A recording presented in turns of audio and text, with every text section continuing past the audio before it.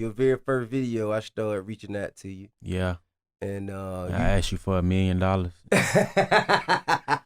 And you told me, nah, because what I'm going to have to take in return ain't even going to be worth it. And I stayed independent. I probably would have signed a deal if it wasn't for you. I probably wouldn't even have like what I got right now for real. But I mean, but that made me feel good. You know, I had the same conversation with Thug. The same conversation. Yeah, for sure. You know what I'm saying? I'm like, man, bro, if I give you $1 million, I'm going to take 10 times as much. Because, you know, that's just the way the game go. If you want to maintain ownership of your art and equity in your art, you got to go through those tough times in the beginning. Can't accept no upfront money and cushion your blow. Oh, God. You got to goddamn go ahead and get it out the mud the same way you would anything else if you want to stand on, you know, on your principles as a boss. Yeah. And you did that. And I always told you, hey, man, don't worry. The money gonna come. Yeah, you did, for sure. And look like it made it. Yeah, that shit came. That shit still coming, for sure. Yeah, I don't never. Nah, it was just the one video you had. Skirt. Yeah. Just that one video. I said, man, this nigga here hard. And I called you. I don't know how I got your number or nothing. I just reached out to you out the blue. I did. We went through somebody though, bro. I don't remember. You know what I mean? I just know. Because it wasn't no DM or nothing. No, hell no. I actually got you on the line and told you to pull up, and it was the studio net though. Yeah, dark. But I'm trying to think. It had to be through somebody or somehow. Man, I don't know. I don't remember, but I know when I saw that video, I said, man, this motherfucker here, he gonna do some shit. And I reached out to you, you pulled up on me, we began to develop. The first thing he asked me, man, shit, Tip, give me $1 million, man. You got it. Just give me $1 million, man. You know I say, bro, it don't work like that. Yeah, I don't even want to create no false illusion cause I'm going to end up fucking you over if I do that. Yeah. Because my $1 million going to have to represent 6-7 times that for me to make sense out of why I'm giving it to you right now. But if you keep doing it, how you doing it, the money going to come. Yeah. And, you know, I remember another time, I think I was in New Orleans. I think you was on the phone. I was shooting that fucking Roots movie. Yeah, I remember that. Yeah, you was on the phone. You told me, man, I ain't even gonna lie to you, bro. A lot of motherfuckers telling me I shouldn't even be fucking with you, man. What the fuck did motherfuckers say? Like, why did they, like, what was their justification of telling you not to fuck with Tip?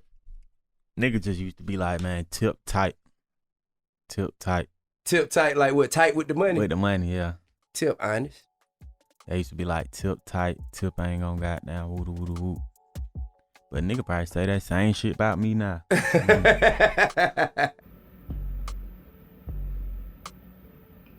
That was some good shit right there. I hope y'all was paying attention. What's good, y'all? It's Jack from JakBeats.com. I know y'all on the channel, y'all see all the beats, but I'm coming to you with some advice videos. Make sure you subscribe, hit the notification bell, and let's jump into this video that y'all just saw. That was T.I. and 21 Savage, and they was spitting some real game if you was paying attention.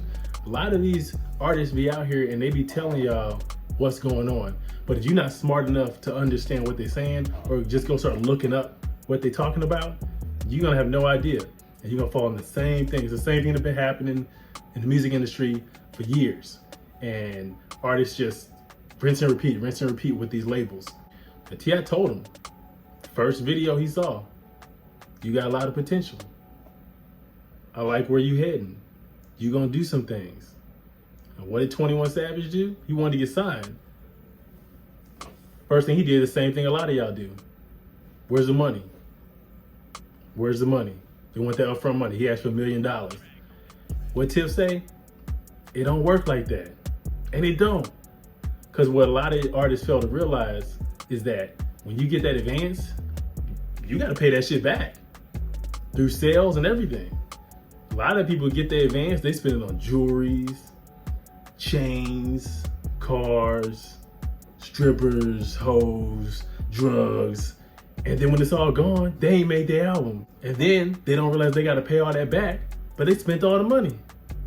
And then the album flop. And then they don't do shit. And then a year from then, you looking like, what happened to such and such? Hey, he had a couple hot songs 2 years ago, 2018. We ain't heard from him since. What happened? So you can't just be accepting the upfront money, not understanding what you're getting yourself into. And T.I. explained that to 21 when he first met him. He said he did the same thing with Young Thug. And what really kills me is a lot of artists, they get that clout, they get that buzz on social media. And of course, everybody gravitating to them thinking they got the money, they finna go somewhere, they got signed, ooh. But what you get signed to? You just a slave in a contract now, unless you really understand your contract. Because a lot of times what they're taking is your publishing, your masters, and then you don't own any of it.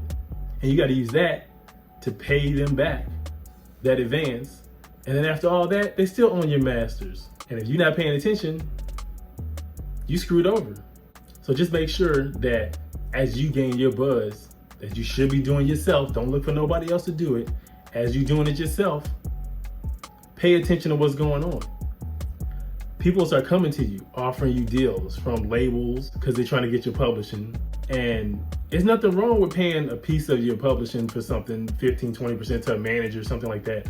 But niggas is out here just straight raping artists, just taking everything they got. And if you ain't paying attention, you'll be next. You want to be the next big artist? You can be the next big artist, but you're going to be broke after. So just understand, do your research.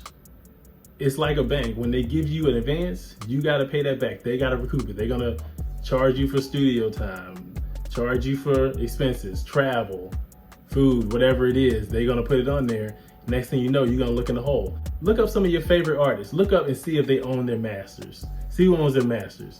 And then you'll start to understand that they ain't making that much money off their music.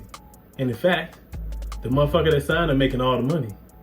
So I made this video, man, for y'all to just sit back and think about what's really going on with your music career. Everybody that follows me is independent, but I want y'all to come up and understand what's really going on. You got to do your research.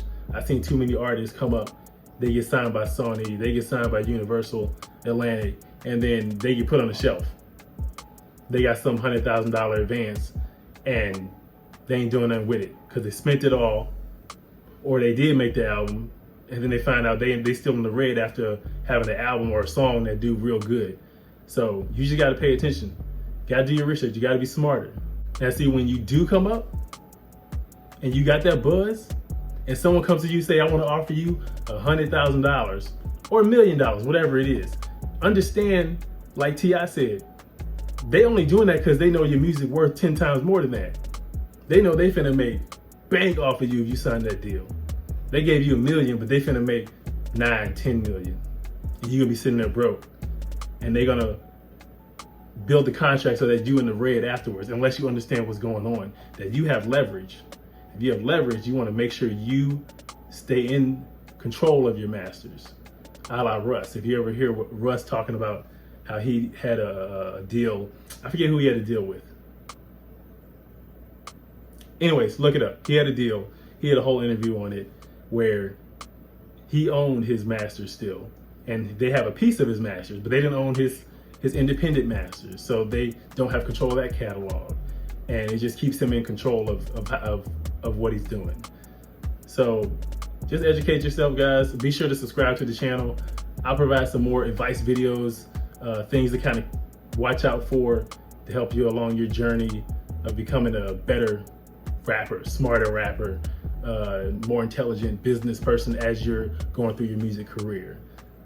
So make sure you hit the notification bell. Of course, more beats on the way, and I'll see y'all next time.